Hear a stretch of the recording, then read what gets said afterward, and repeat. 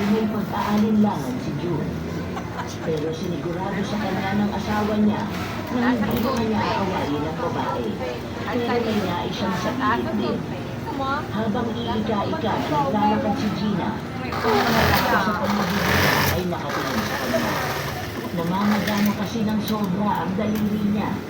Kulay itim na rin ito at ang pagnanana ay hindi tumitigil.